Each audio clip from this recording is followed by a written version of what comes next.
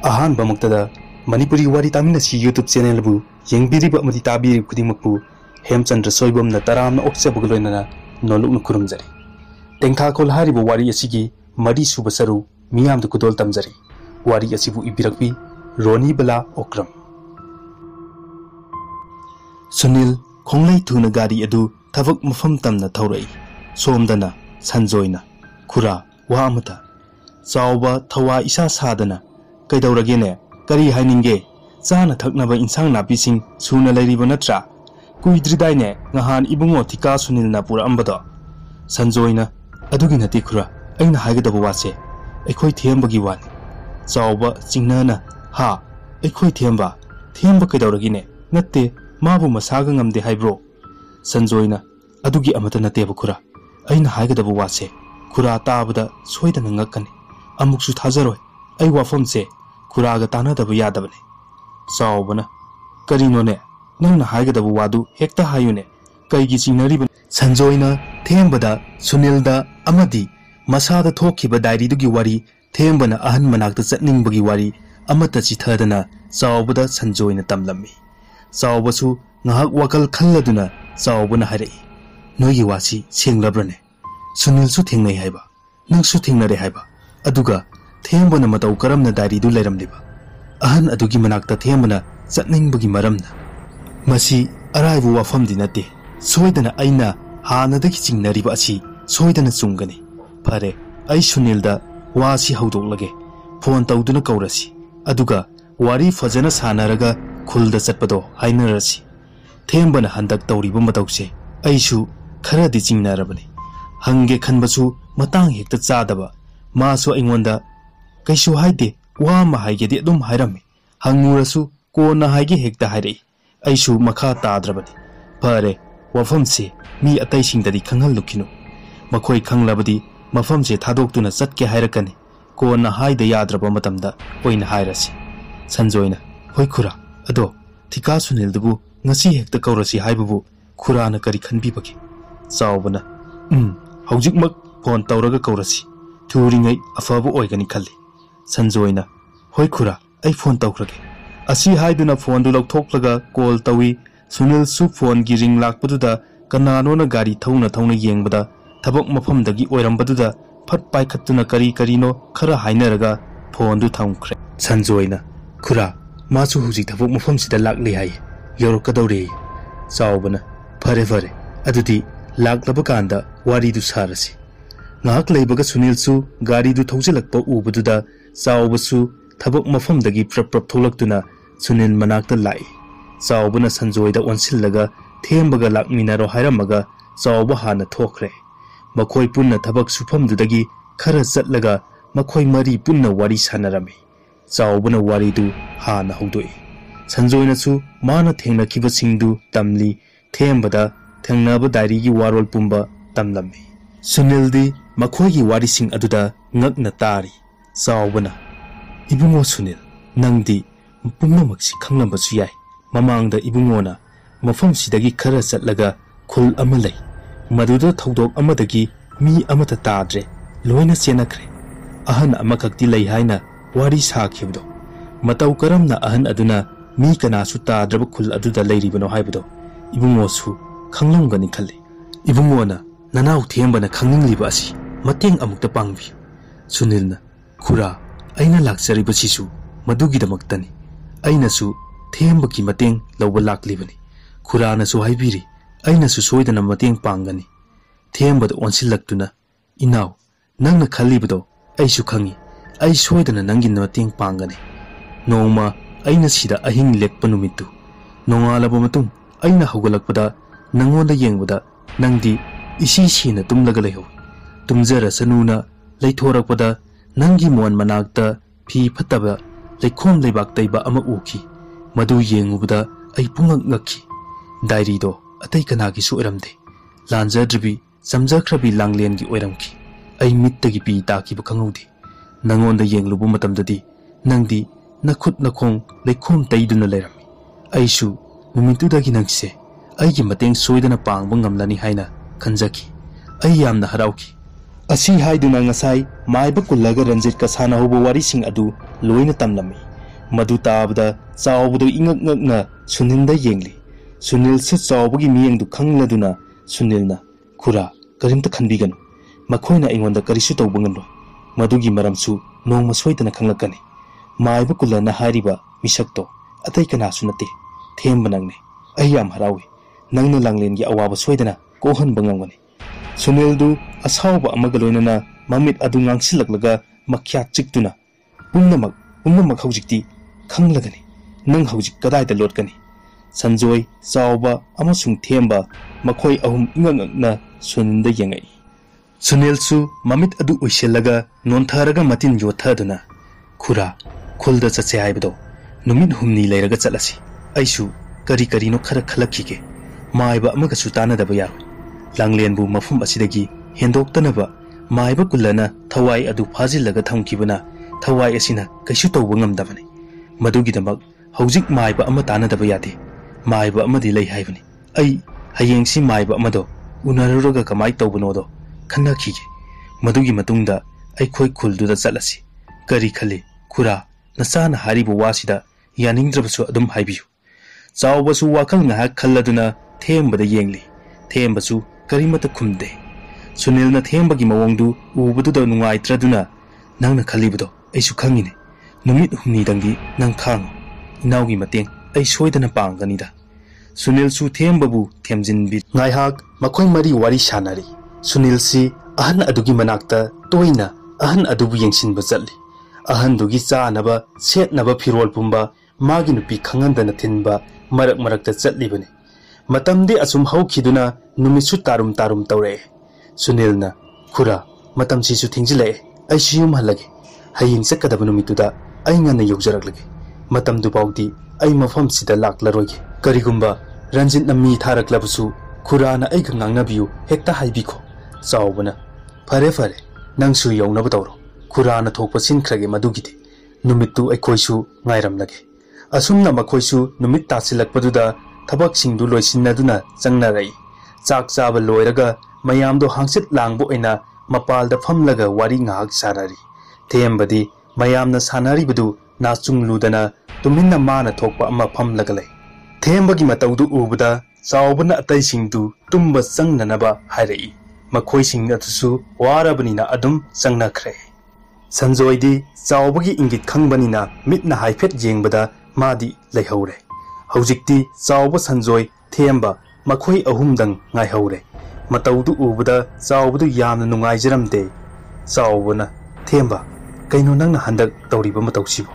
ipadi nangi na tawse yengba ngamdrene nangna aduk thawai waribdubu kariyino ibungo Sunilasu nangi mateng soidana pangani hairamlibadudi numit humni khaktani ngayo hairamlibudo nangsu numitu paudi ngairas warasu wana madugidamak yamna henjinna khanganuse thembana ka ai langlengi khanbada yamna wai magi apambado tunghanbiu haiduna aigi nakta toina lai magi thawaina wana lenbado ai yengbai ngamde mana kappado aigi mitmangda adum uraga lai asi haiduna thembadu mapi tana makhol thoktana kablai Sanjoyna hera nupana ba aduk thamoi sonthari ba karino aikhoi mayam lerisidi yare tumna batawrasi matam se thengle masida kok yamna thadaruranu numit kharada ngaibabu se changasi khura angang sisida sum leirabadi yaroi tumba changna batawrasi asi hairamlaga Sanjoydu changnaba haugalai chawbasu thembada haifet yenglamlaga haugalai chawbaga Sanjoyga mang thaduna chatli thembasu haugallaga tabli innarai thembana sangduda changgena khong thangjinbaga masada khangawdana ayingba nuksit amana khangjai yeirei thembana maningda yengthokpada langlengi thawai aduna nongmi tawramlaga tapna chatki thembasu mapi ira chenduna nupidugi maikai yenglamlaga manungda changkhre ahingi matamni Ranjittu mamanaba mayam pulluraga yungauraga thengna halaklammi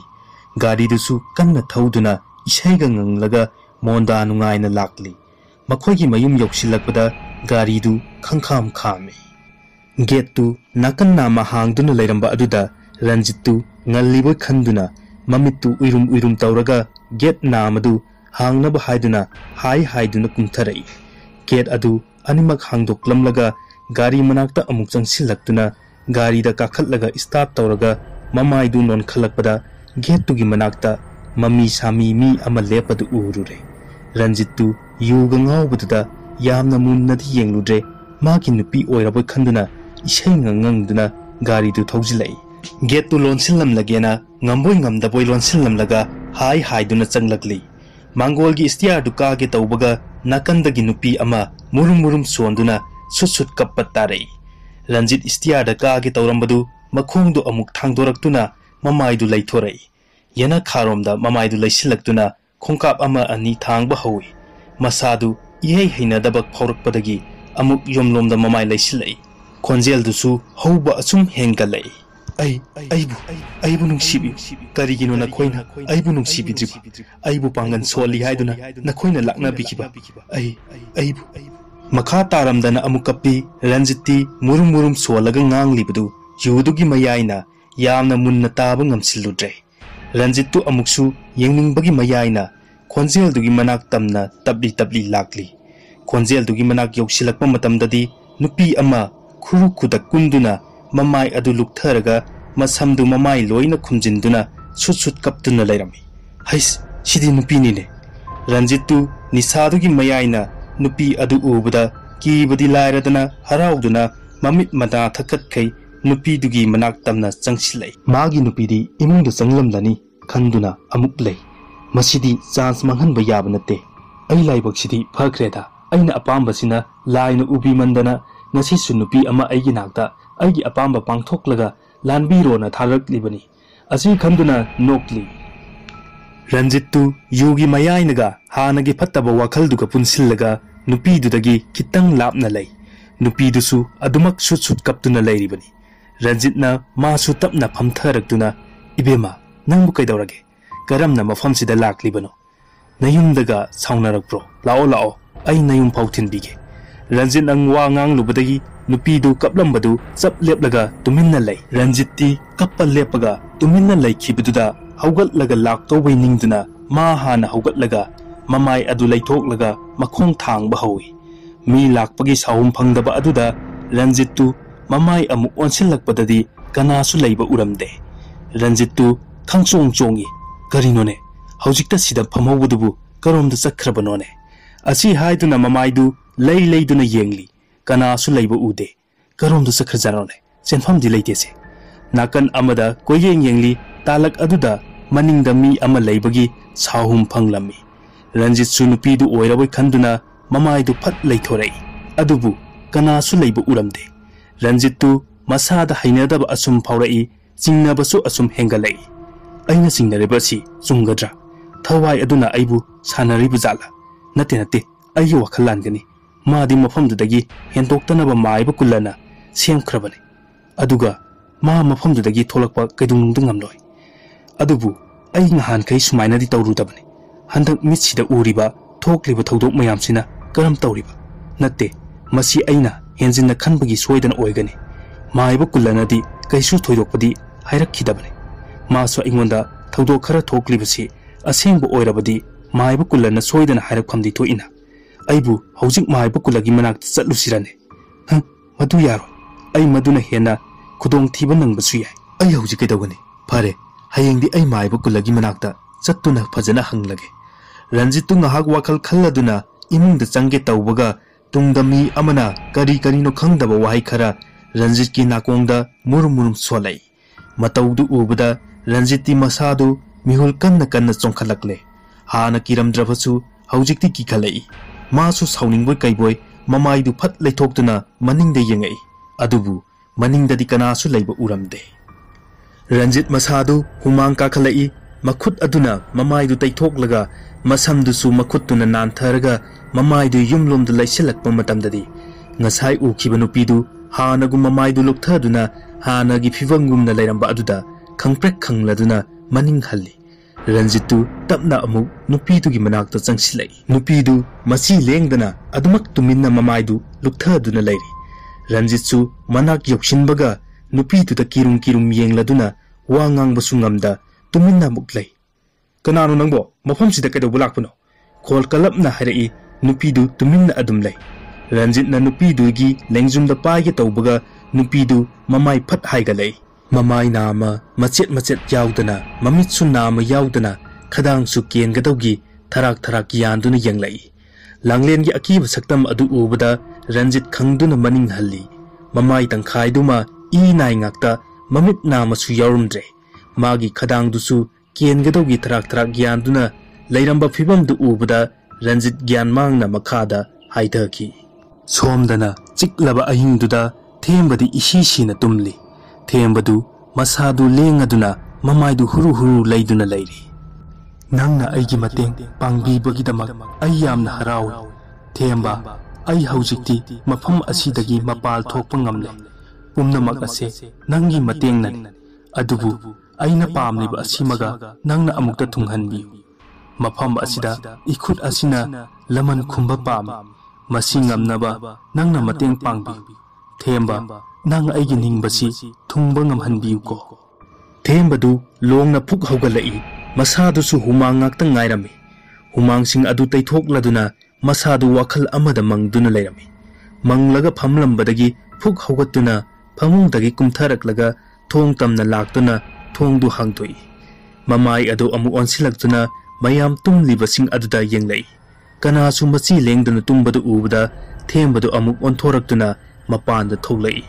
Thembadu moigi sang adudagi kitang chatlaga moina hek chak toklaga phamba mafum aduda laktuna phamli. Thembadu tuminna hoi mai haidana tuminna phamli. Aingba nungsit amana masada yerakpa aduda thembadu nungsinna yerakhiba adomda mamaidu phat laithorai. Adubu kanasu leiba uramde. Amuksu masaduda mi ama leibagum amuk phaurai. Adubu yengluba khudingda kanasu leiba ukide. Nakanda laiduna yenglamlaga Themba upai leitraduna tuminna lukthaduna laiki. Ngahakti karisu tawrakidre themba so hanagum mamaidu lukthaduna adumak lairi. Ngahaki matungda nungsiraba leinam amaga loinana aingba nungsit amana masada tapna yairai. Thembadu lukthaduna lairambadagi mamaidu phat haigalaktuna maikai khuding koyeng yengli. Themba kanasu leiba uraktabadagi mapi ira cheladuna Langlen karino nangna aibu asu wahaliba. Karino nangna ifamdagi pamlibasibu aigim imangda tholaktuna thangi awaba nangna hainingbado hairaro nangi awabado aisu mateng panglage aibu asumda hanpirano mamit ushaladuna thembana kapladuna hairamlaga mamitu usinduna khuru kullaga nonthaki ngahak leiraba matung khanghaudana themba haina kaurakhi thembadu mamit khangpang panglaklaga haugatlaga khonjel adugi maikai tamna yenglai nungsiraba menglaba nungsit aduna Nuzagi samlangdu humdokhibaduda ure haujikti Langlengi asengba saktam kayada fajakraba maithong.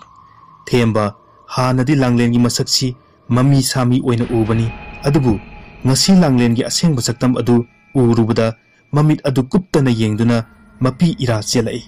Asuk sangkhona ingna jamna fajakrabi mahakpu makhoina kayada tamthina otnaiduna hatpiriba. O mihoiba aikhoigi marakta Midi malaga sagi wakhal chenba sagi lamcha chatba minungsi leitaba mina masing helabra thembadu ngahakti wakhal amada khanduna mamittagi mapi taduna sangsar amada laiki ngaktangdi maphamdu umchikchi achikpadu thugairaduna themba nang ai khanbada yamna warabra nangdi matam khara khaksidani wari basi aidi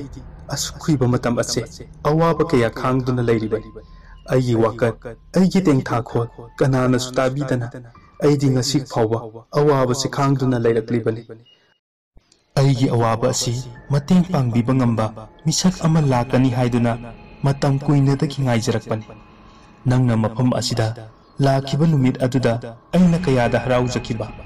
Nangna mafam sida yaurakpa, numitta, aina di namangda harauna chen laktuna, nangbu nungsina yengduna kaujakiba. Nangna di ubidana nasada karigumba karadi singnaba phaukiba aina madu uraga aigi awabasi koklani khanbada ai yamna haraukhi Langlena harauna mitki piga loinana hairakliba wahaising tu tarubada thembadu haujiktada nauna ningchinglakhi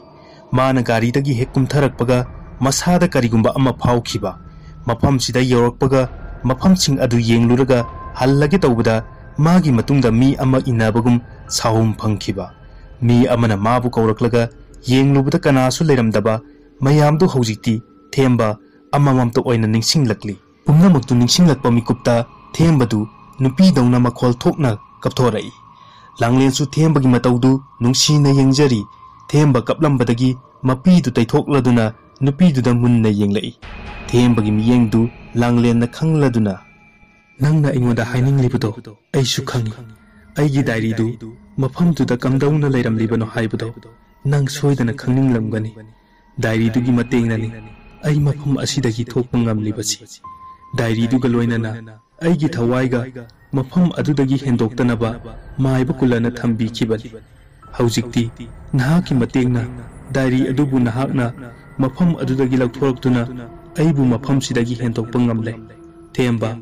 हौजिक्ति अइगी अपांबा सोइदन थुंगलगनी अदुबु अइगी अवाबा असिना सुलोइद्रे सागी पुक्सेल चेनबा महाग अमदी माइबा कुल्ला मखोई अनिबु मफम असिमक्तदा अइगी इकुद असि पेना लमन खुंगनी थेंबा मधु मतंगा नफमदगी अइना मतेंगनी जगी थेंबदु लांगलेंदा मुन्ना येंगदुना लैख्रे वा मखादी ताबा ngamdana मपी इरा चेंदुना Munna अदुमक येंगदुना Larry थेंबगी मतौदु उबदा लांगलेना थेंबदा नुंगसीना येंगलदुना थेंबा नंगना अइगी अवाबसे सोइदना कोखनबिगनी खंग नंग नतनसु अइगी अवाबा कोखनबिगदबा कनासु लैते अइ चटलगे अइना नंगी ननाक्ता लैगदबा मतम ngasiगidi लोइसिलकले अदुबु अइदी नंग ननाक्तगी लापना कैसु चटलोय मतम खरदी अइ नंगी ननाक्ता असुम लैखिनी मतम खरदी नंगी नफमदा अइ यचखिगे अइगी निंगबसे थुंगलबा मतुंगदा नंगोंदा अमुक हन्ना येतलरोय मतम दुफाउदी अइगी अवाबसे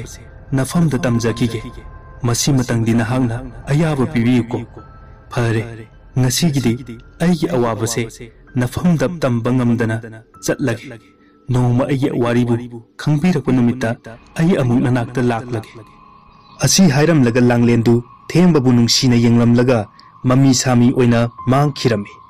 ngसाइदगी थेंबदु लांगलेंदा मपी इरा चेंदुना येंगलमबदगी लांगलेना थेंबगी मिमांगदगी मांगखिबदु उबदा थेंबदु ज्ञान खंगता तारक्तुना फुक हौगलक्तुना मनिंग ममांग नाक येत ओंथोक्तुना कोयेंग येंगी अदुबु लांगलेंदी अदुमक उबा फंगखिरे लांगलेंबु उबा फंगलक्तबदगी थेंबा मखुदुना लैबाक्ता कुंथदुना थमोय सोकना लाउदुना कबलई ngamgani aina nangi naning thunghanba soidana ngamgani ai nangi awabdu khangi nangi na tawdu ayeng bangamdi ai nangi na ting pangnaba hotnabada awaba karisu laiwa samjakrabi nangi thawaina kayada wana leliba thembadu asawbagi matawgumna khonjel du ngangladuna harai sagi pukjel chenba nakhoibu aina langlengi makutta soidan sinagani nakhoibu so aina kaidawnungda lemna khak tharoi themba langlengi wai singdu tarubda thamoidu puba ngamdana अदुमक लैबाक्ता खुरु कुंदुना कपली थेंबना नोंथारगा कपलिंगैदा थेंबगी लेंगजिमदा चावबगी मुखुतना पोपोप थारे मतांगसिदा ताहनजरिबो वारी असिगी मरी सुब सरुप लोइसिनजरे वारी असि पाथोक जबम मतमदा सोइखिलान केबो यावलसु पुमनमकना ngakpiyo हाइजबग लोइनाना ताबिरिबो अमति येंगबिरिबु खुदिंगमकपु अमुका हन्ना खुरुमजरी।